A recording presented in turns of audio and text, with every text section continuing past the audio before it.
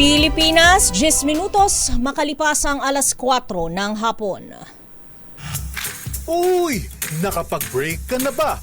Nakapag-relax ka na ba? Saan ka man nagtatrabaho, mapa-opisina man o work from home o mula mismo sa pwesto, sasabayan namin ang break time mo. Sasabayan namin ng mga balita at komentaryo, mga panayam ng mga taong viral ngayon. DZRH Break Time! RH Break Time! I'm so back on a Friday. Yung first day mo, tas Friday, ganito pala yung pakiramdam nun, RS. Oh, na-miss niyo po ba ako? Yes, pa-miss naman. Miss na miss ka namin. Ang alam mo pagka-miss sa akin, si Attorney Cam talaga eh. Hinanap ako. Nawala sa isip ni Attorney Cam eh. Magandang hapon, Luzon, Visayas, Mindanao. Makakasama niyo na naman po sa isang edisyon ng Break Time. Ako po si Thea Petro Corpuz. Ito po si Ray Sibayan. Sa ngalan po nila kay Mayor Deo Macalma para po sa DZRH. Una sa Pilipinas. Una sa Pilipino. At huwag na tayo magpatumpik-tumpik pa ngayong Biyernes. Hindi po thank God it's Friday. Next week pa? Ang tumal! Pagkagaling sa gastusan, wala ka abang kundi yung sweldo. Siyempre, Kaso, tumal pa, isang linggo Di pa. bali, na-enjoy mo naman. Ayan. Hola! Hola! January 24, 2025, presyo ng petrolyo may aasahang rollback. Sa susunod na linggo, salamat naman. Samantala, halos 500 piso per kilong karneho ng baboy. Inimbestigahan na raw ho ng Department of Agriculture. Mahal naman yan. Oo. China muling pumalag sa pananatili ng Typhoon missile system sa Pilipinas, AFP, DEDMA. Barko ng China Coast Guard hindi nakalapit sa Zambales nang harangin ng barko ng Philippine Coast Guard. Malacanang pumalag sa alegasyong hinaharang ni Pangulong BBM ang impeachment kontra sa Vice President Sara Duterte. Pag-imprenta na milyong-milyong balota sa midterm elections, arangkada na raw po sa Lunes, January 27 ayon sa COMELEC. Perwisyo ng magnitude 5.8 na lindol sa Southern Leyte, 5 ang sugatan, 200 kabahayan naman ang nasira ayon niya sa Office of Civil Defense. Bulkang Kanlaon muli nagbuga ng abot volcanic debris. Tumagal daw po ng 30 minutos ayon sa PHIVOX. 3 sasakyan nagkasalpukan sa Laguna, 1 patay, 2 naman ang sugatan. Ingat! Mga koleyo't universidad nabulabog sa hindi na-access na edu.ph domain. Naku, hindi naman na-hack. Hindi naman. Okay. At narito na ang detalye ng ating mga nagbabagang balita. Kasado na ngang magpatikim ang mga oil company ng kauna-unahang rollback ngayong taon matapos ang 3 linggong taas presyo sa produkto ng petrolyo. Ayon kay Assistant Director Rodela Romero ng DOE Oil Industry Management Bureau, namumuro. Kala ko naman malaki. Ang laki ng itinaas last week. Ano ba naman to? Ayan, 70 centavos, 70 sentimo hanggang pisong tapyas presyo sa kada litro ng gasolina sa susunod na linggo. Ang tumal ng rollback May utang na lupa tayo niyan. Ang tumal nga na rollback. Kasi sabi, pesos. pasalamat nga kayo, bababa eh. Kauna-unahan. Kesa naman tuloy-tuloy na pagtaas. Ang liit pa rin. Maaari naman bumaba ng 20 sentimos hanggang 55 sentimos ang kada litro ng diesel, habang 40 sentimos hanggang 50 naman sa kada litro ng kerosene. Ayon kay Romero, nakadepende pa ang pinal na oil price adjustment sa magiging kalakalan ngayong Biyernes at sa operating expenses sa mga kumpanya ng langis. Wala na bang itataas pa yung rollback? Wala bang iro-roll pa yan? Malalaman natin sa Lunes. Yun yung final na figures. Parol pa mo, unti pa. Sana man lang, gawin man lang higit piso. Tanggalin sana yung diba? ang laki nung last time na ito na, si ba? Uy, grabe. Hindi lang. Halos 3? Halos 3. Oh my goodness. Halos 3 pesos. Oh, diba? Samantala naman sa iba pang balita, inimbestigahan na raw po ng Department of Agriculture ang dahilan sa patuloy pong pagtaas sa presyo naman ng karneho ng baboy sa mga lokal na merkado. Ayon po kay Agriculture Secretary Francisco Chu Laurel Jr., ito'y para maiwasan daw po ang posibilidad ng profiteering. Batay sa monitoring ng DA nitong Enero 22, pumapalo sa 360 pesos hanggang 480 pesos ang kada kilo ng pork belly, habang kada kilo naman ng kasim ay nasa 340 pesos hanggang 400 pesos per kilo. Inuboy sa kabilaan niya ng mababang farm gate price ng karneho ng baboy, naabot lamang sa 220 to 240 ang bawat kilo. Inagpan ni Secretary Chu Laurel, mas mataas din ito sa kumpara naman sa frozen pork na nasa pagitan lamang ng 270 pesos hanggang 350 pesos per kilo para po sa frozen liempo, at 230 pesos hanggang 280 pesos naman per kilo para po sa frozen na kasim. Humingi naman ang DA ng hanggang 2 linggo na palugit para daw maisapinal ang kanilang assessment sa tumataas na presyo ng baboy sa mga palengke at makapaglatag ng hakbang na tutugon sa naturang issue. Samantala, pinalagaan ng China ang balitang nag-iba ng lokasyon ang Typhoon missile system ng Amerika na narito sa Pilipinas. Hinili ng China na dapat na i-pull out ang Typhoon missile system ng Amerika dahil ito'y naglilikha lamang umano ng tensyon sa South China Sea. Ito ang pahayag ni Chinese Foreign Ministry spokesperson Mao Ning kaugnay sa anya strategic offensive weapon ng Amerika na anya'y naglilikha ng geopolitical confrontation at arms race. Ayon sa ulat ng Reuters, isang senior Philippine government source ang nagsabing inilipat ng militar ng Amerika ang kanilang mid-range capability missile system sa bagong lokasyon nito galing sa Lawag Airfield. At kaya umanong tamaan ng Tomahawk cruise missiles ang mga target sa China at Russia galing sa Pilipinas, habang ang mga SM-6 missiles naman ay kayang tamaan ang mga air o sea targets nito na may layong 200 kilometers pataas. Nagbabala si Mao na lubhang mapanganib at irresponsable ang naturang pagkilos na ito na maaaring makaapekto sa seguridad ng rehiyon, lalo na sa mga kapitbansa ng Pilipinas sa Southeast Asia. Maging ang Amerika ay binalaan ng China na huwag nang makialam at makisawsaw sa maritime issue sa South China Sea matapos ang naging pahayag ni bagong US State Secretary Marco Rubio na nananatiling matatag ang Defense Treaty ng Amerika at Pilipinas. Isinantabi naman ng Pilipinas ang babala ng China laban sa deployment ng US Typhoon missile system sa bansa. Ayon po sa Armed Forces of the Philippines, may karapatan ng gobyerno na magpasya sa usapin ng depensa kabilang po ang pagpasok ng mga kaparehong pasilidad pandigma mula sa kaalyadong puwersa. Inuboy kahit naman na nagbabalang China ng mga panganib at irresponsable ang nabanggit na desisyon. Sinabi na Armed Forces spokesperson Colonel Francel Margaret Padilla na hindi maaring diktahan ng Pilipinas sa pagpapalakas ng depensa nito. Samantala, binanggit pa ng opisyal ng higit na mapanganib ay ang militarisasyong ginagawa ngayon ng China dyan po sa West Philippine Sea.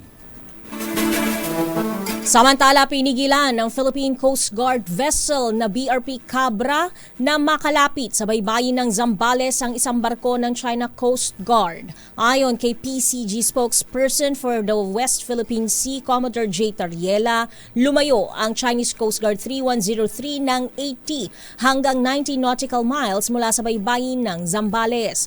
Anya, naging epektibo ang strategic maneuvering ng BRP Cabra para hindi makalapit ang Chinese vessel. Dagdag pa ni Commodore Tariela, oras-oras nagpapaalala ang BRP Cabra sa tauhan ng Chinese Coast Guard crew ng paglabag nito sa international na batas. Samantala naman, tiniyak po naman ng Overseas Workers Welfare Administration o OWA ang tulong sa 17 Pinoy seafarers na lumaya mula sa mga rebeldeng Houthi makalipas ang higit sa 1 taon. Ipinagutos po ni OWA Administrator Arnel Ignacio sa Repatriation Assistance Division na ipagkaloob ang lahat ng kanilang pangailangan tulad po ng tulong pinansyal, counseling at stress debriefing para makabangon muli mula sa malupit na karanasan sa kamay ng mga Houthi rebels. Masigasig ding nakipag-ugnayan ng OWA sa Sea Power Shipping Enterprises Incorporated ang manning agency ng mga Pinoy habang sila'y sumasailalim sa physical and mental examination. Inegpan ni Ignacio, patuloy din ang kanilang pagsubaybay sa recovery period ng ating mga kababayan.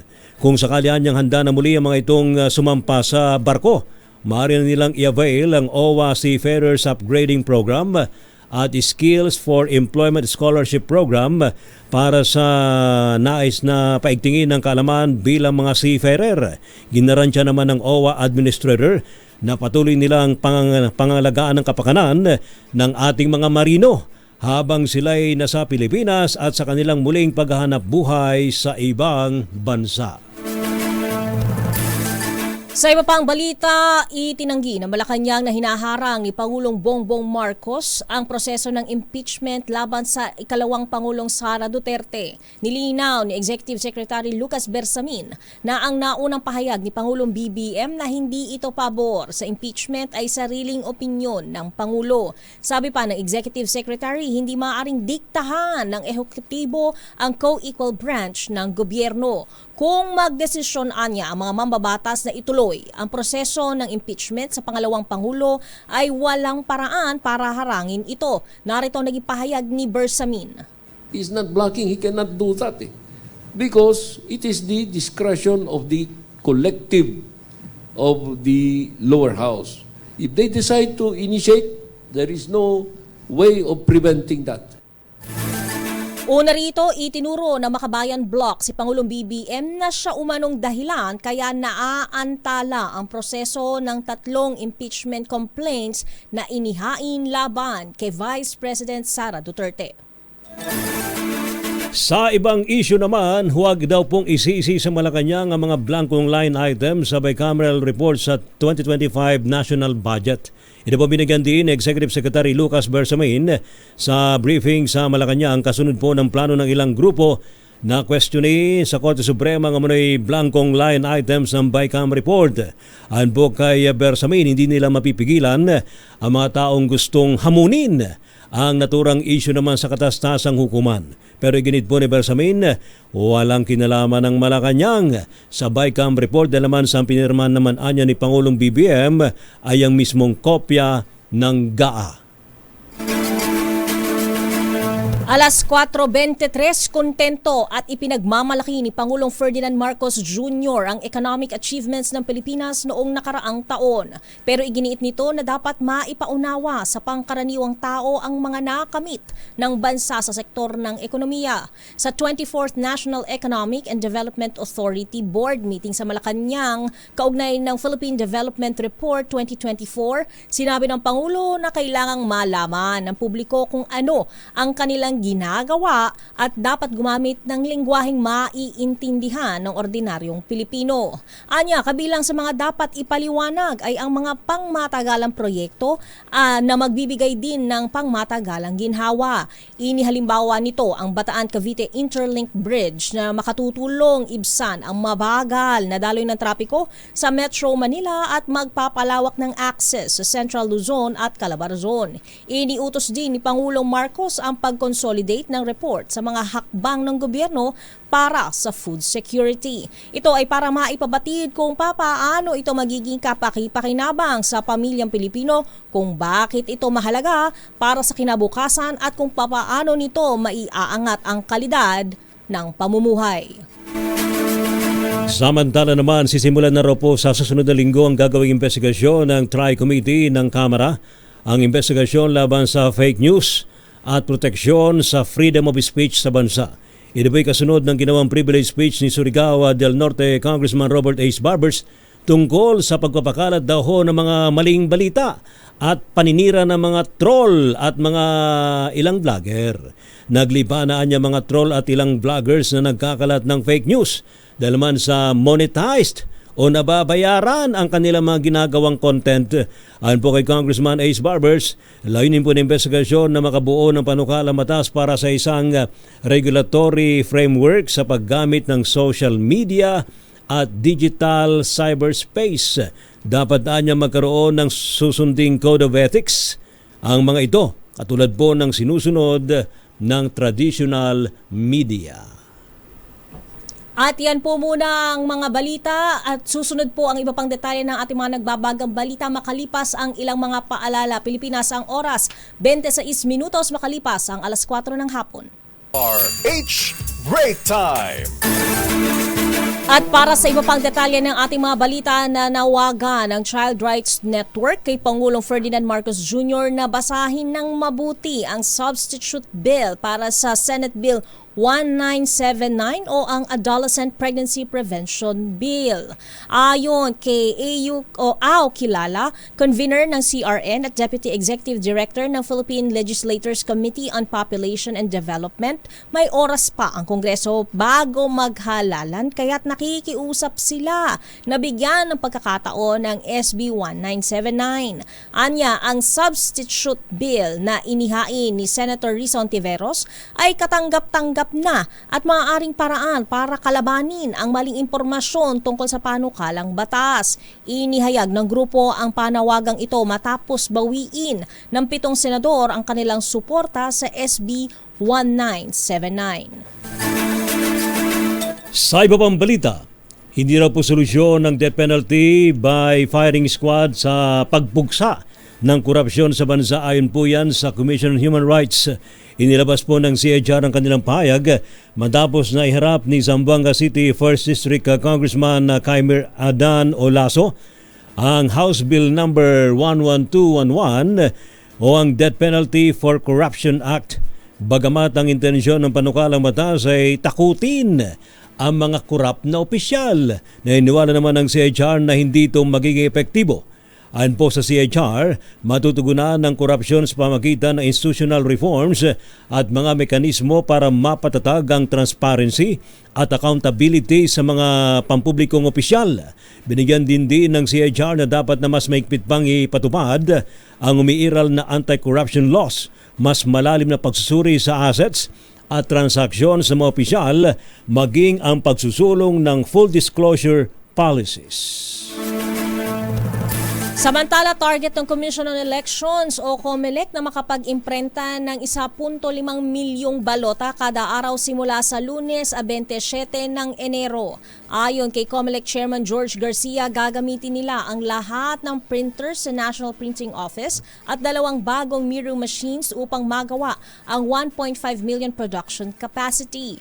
Hinihikayat naman ng COMELEC ang mga kandidato na planong mag-withdraw na mag-file na ng withdrawal. Matatanda ang ilang araw na hindi nakapag-imprenta ng balota dahil sa restraining orders na inilabas ng Supreme Court. Samantala, tuloy na ang gagawing mock election sa ng COMELEC bukas. Ito po sa kabila na hindi pa nasisimula ang pag-imprenta ng mga balota. Ayon po kay COMELEC Chairman Attorney George Garcia, hindi naman mga totoong pangalan ang gagamitin sa mock elections.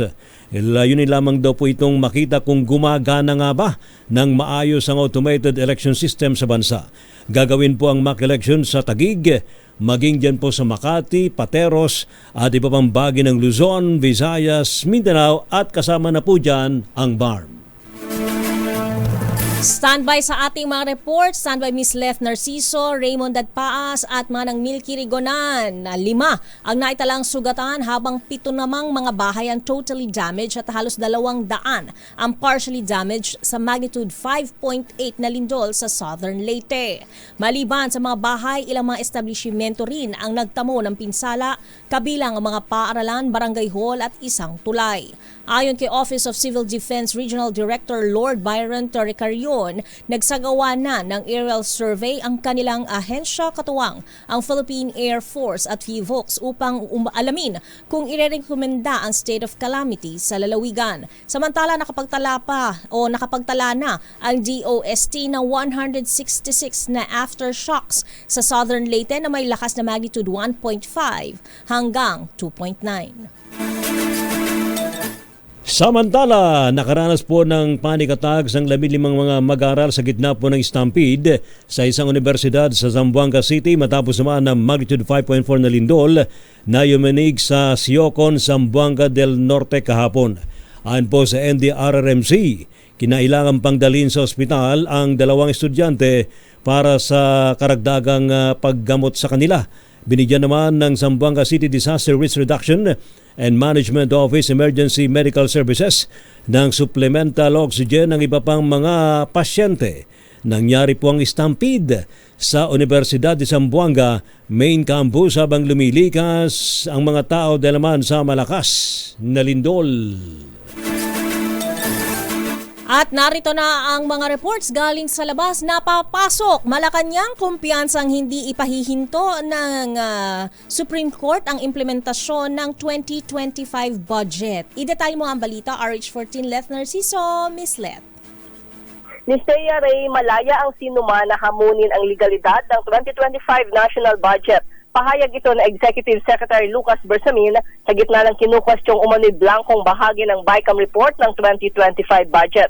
Sa press briefing sa PICC, sinabi ni Bersamin na hindi naman mapipigilan ng palasyo ang mga individual na gustong questionin o hamunin ang legalidad ng pambansang pondo. Pero binigyang diin ng kalihim na kung talagang nagkaroon ng pagkukulang o mali sa nilalaman ng budget, ang Kongreso at hindi sila sa ehekutibo ang mananagot, lalo't sa BICAM report nakita ang umano'y blankong items.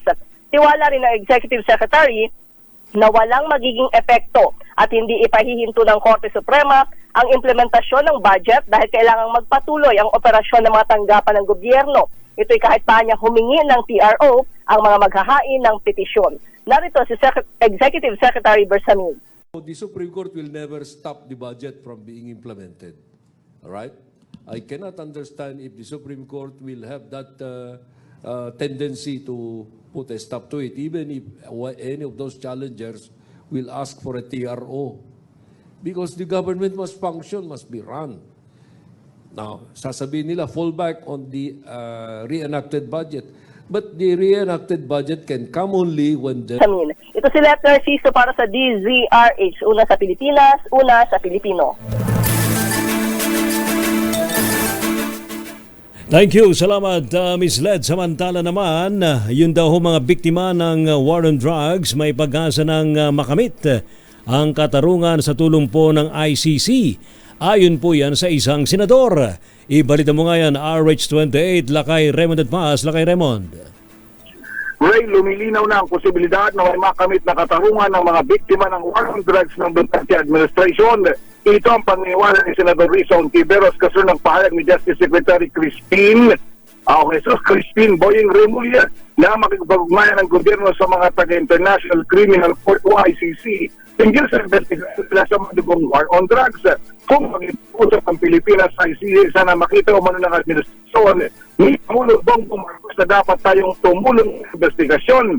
Ayon kay Ontiveros ang pagtulungan sa ICC ay hindi lang obligasyon ng Pilipinas kundi na kinakian Los Santos, Carl Angelo Arnaiz, Reynaldo Culot de Guzman at iba pang mga pamilya na matagal nang dumadaing ng katarungan sa naunang tunayan ng international media kay Secretary Boying Remulla ito na nakatakdang mag-uusap ang Pilipinas at ICC upang talakayin kung paano makipagtulungan na gawin sa investigasyon sa war on drugs sa administrasyon ni dating Pangulong Duterte. Matatanda na kumalas ang Pilipinas sa ICC noong 2019 sa utos ni Duterte matapos simulan ng investigasyon sa kaso ng extrajudicial killings o AJK sa bansa. Ito si RH28 Raymond Advas para sa DZRH, una sa Pilipinas, una sa Pilipino. Maraming salamat, Lakay Raymond Adpaas. Samantala, paggamit o pagkamit ng hustisya sa mga biktima ng EJK mapabibili sa gagawing kooperasyon ng Department of Justice sa ICC. Idetalye mo ang balita, RH12, Milky Reganan. Manang Milky. Kaya at posible makamit na ang hustisya ng mga pamilya ng extrajudicial killings resulta ng madugong war on drugs ng nagdaang Duterte administration. Ito ang maniniwala ng Makabayan Bloc matapos sabihin ng Department of Justice na bukas sila na may pagtulungan sa International Criminal Court para sa investigasyon ng EJ case.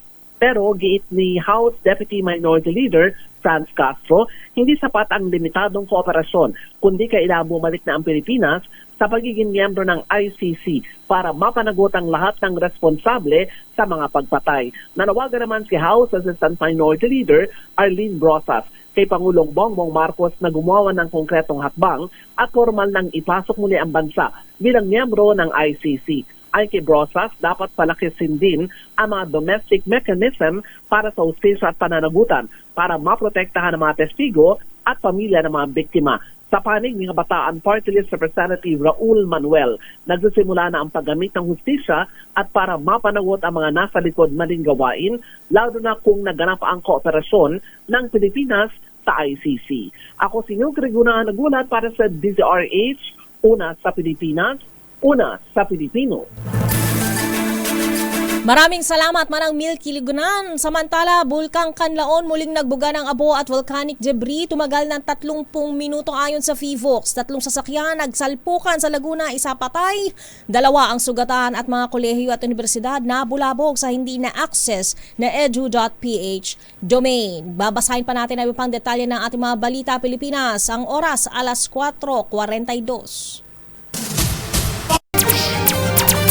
Pilipinas ang oras 15 minutos bago sumapit ang alas 5 ng hapon. RH Break Time!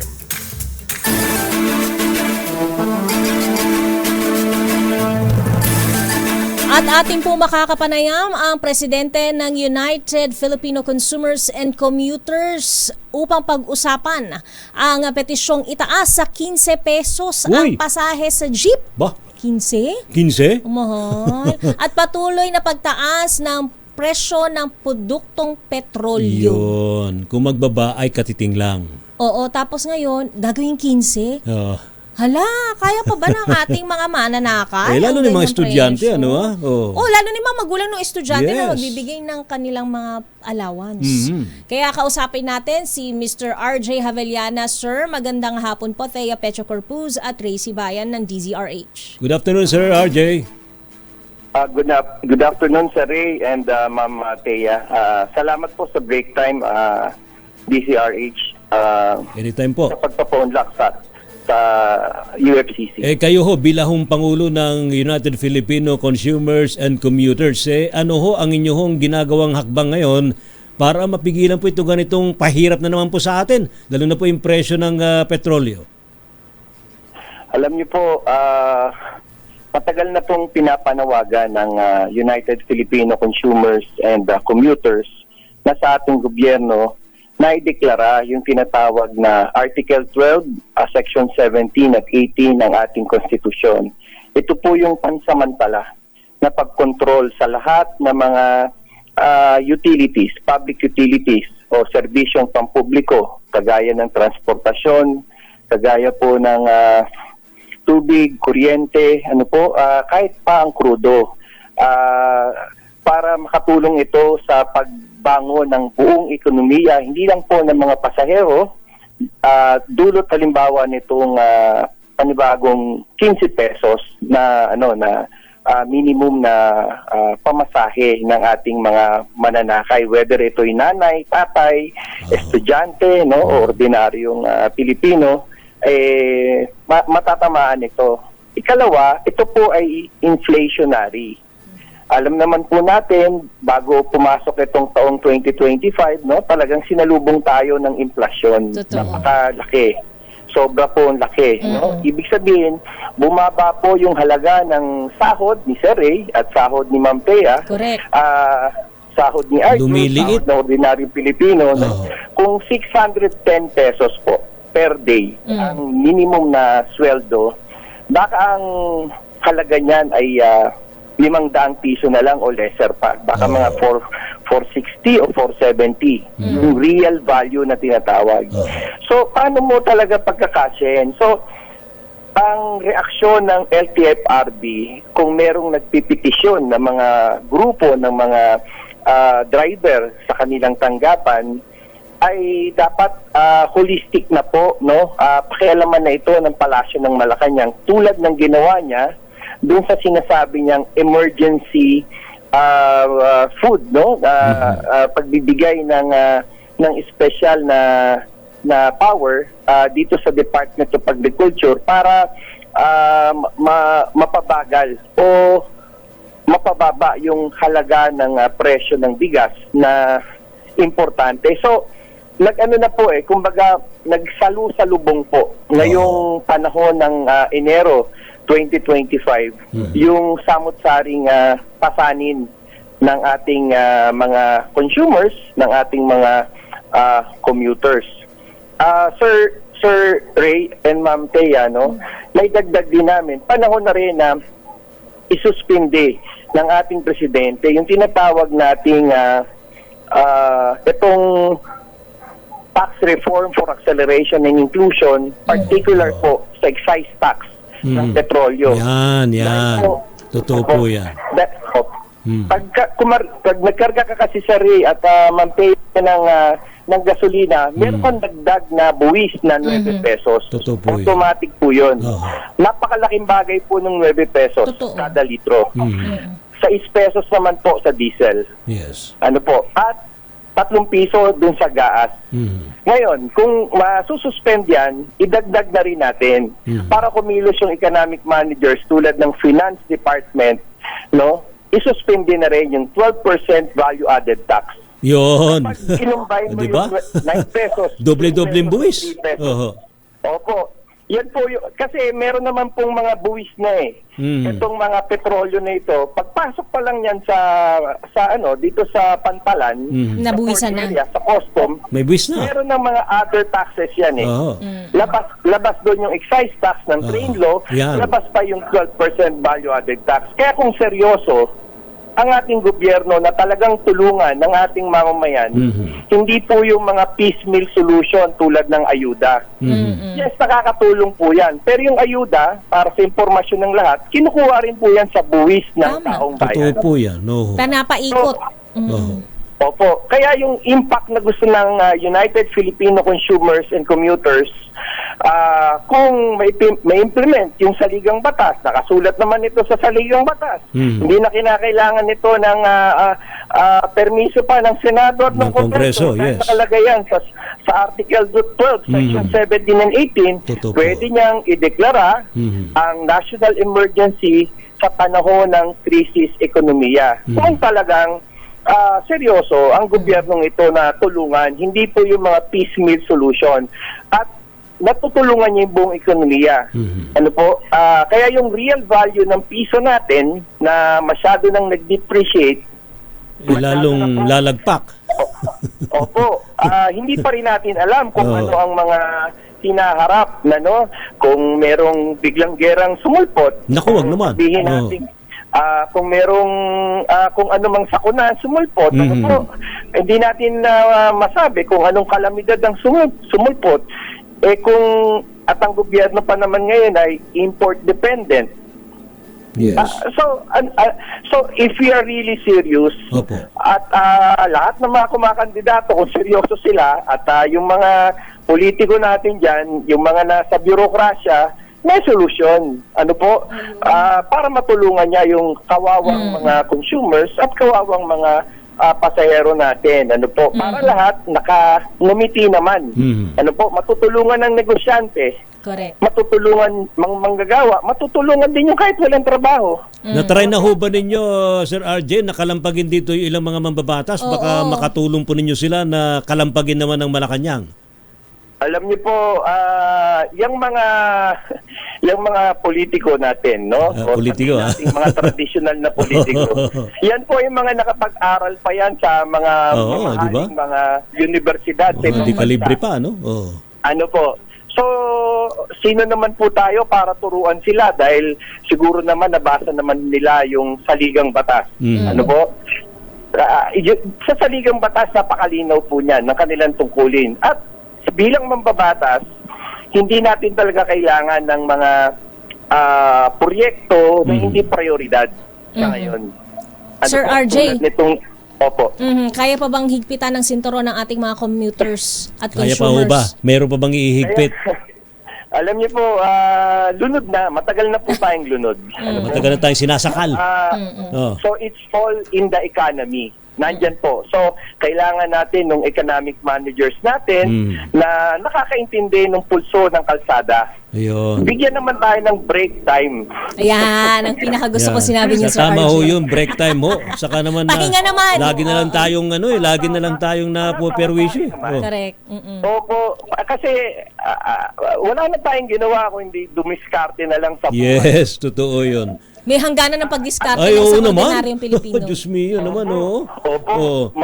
Alam niyo po, kahit anong diskarte gawin natin, kahit sa lupa ang gawin mong hanap buhay, 24 oras lang po ang meron sa isang araw. Pero maganda yung binabagay nyo, Sir RJ, no, na suspendin muna yung mga katakot-takot na buwis sa petrolyo.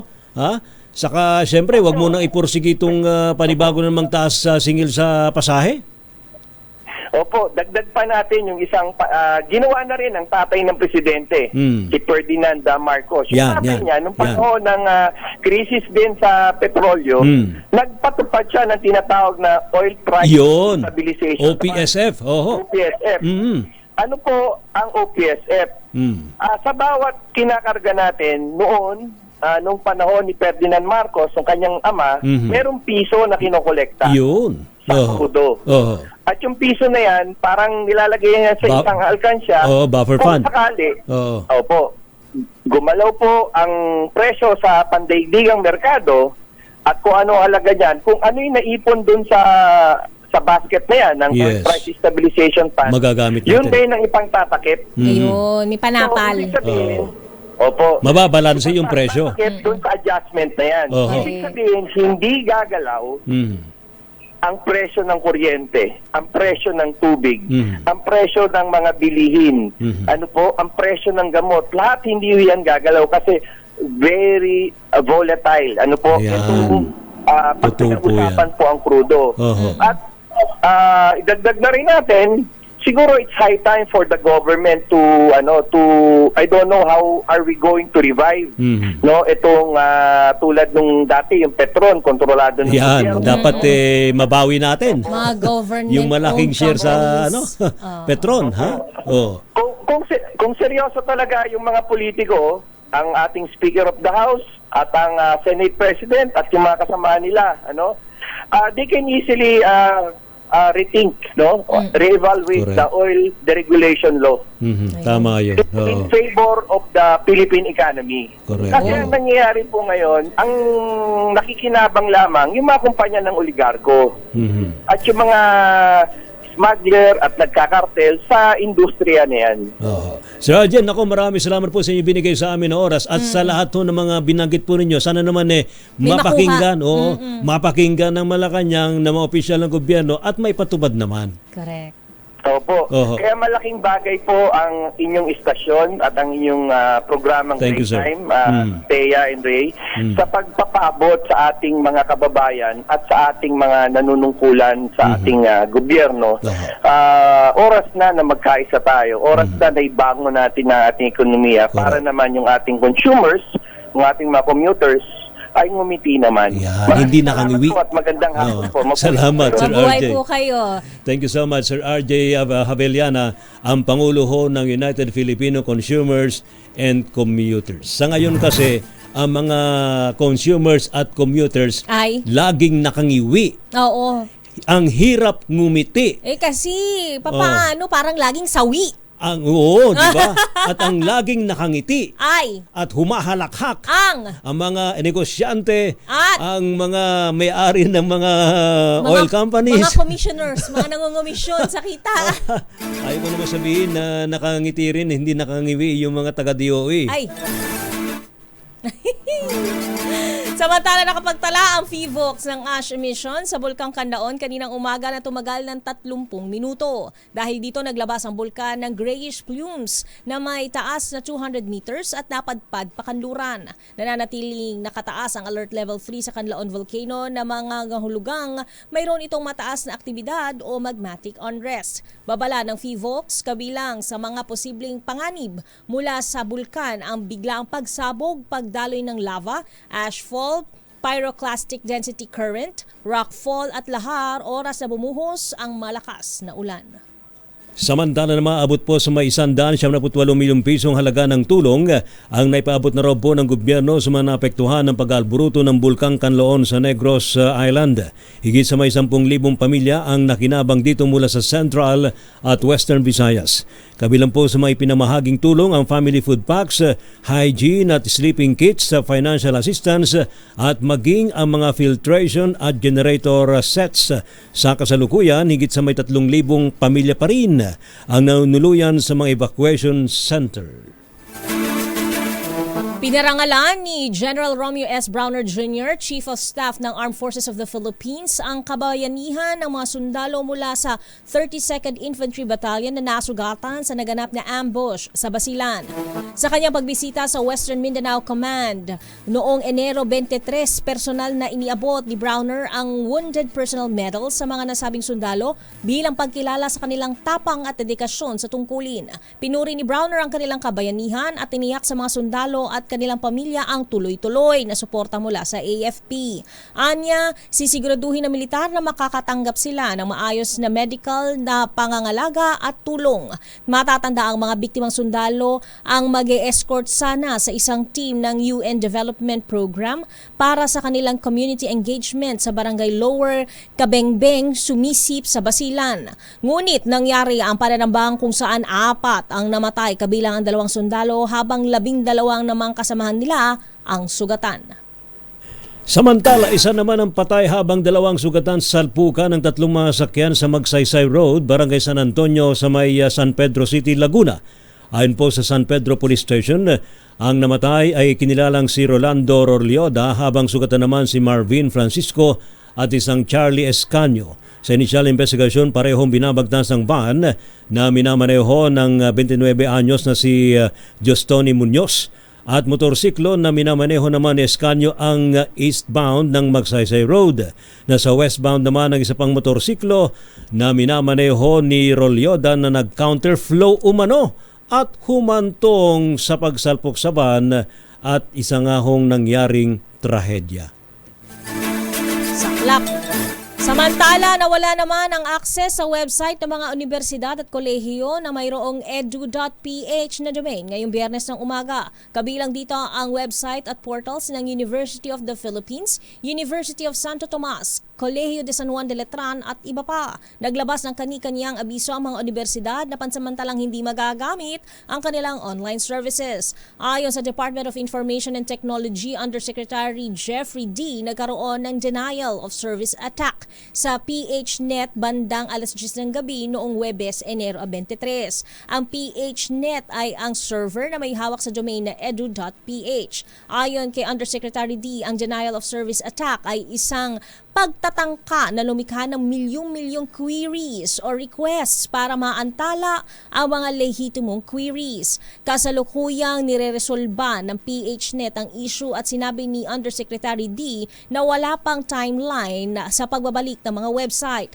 Samantala, nag-anunsyo na kaninang alas 11 ng umaga ang De La Salle University na maaari na muling ma-access ang kanilang website, ngunit wala pang anunsyo ang ibang universidad at kolehiyo. So, babay na tayo. Oo nga, no, that's it. Bitin pa ako eh. Oh.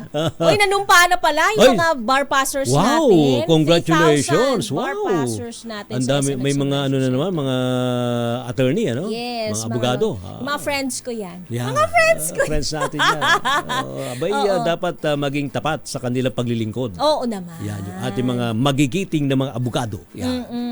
Ayan, congratulations po sa inyo at sana ay magsilbi kayong inspirasyon Yun. at maging ang tawag dito. Tayo ang maging tagapagtanggol ng ating mga kababayan. Correct. Ha? Oo. Yung iba kasi tagapagtanggol, yung iba daw Ano? hindi lang api. Joke lang yun. Oo. Sana maging maayos po ang inyong buhay aabogado. Yeah. Congrats. Congratulations po at nakasama nyo sa isa And na this namang... weekend, happy yes, weekend. Thank God it's diba? Friday. Akala mo kasi Lunes pa eh. Oo.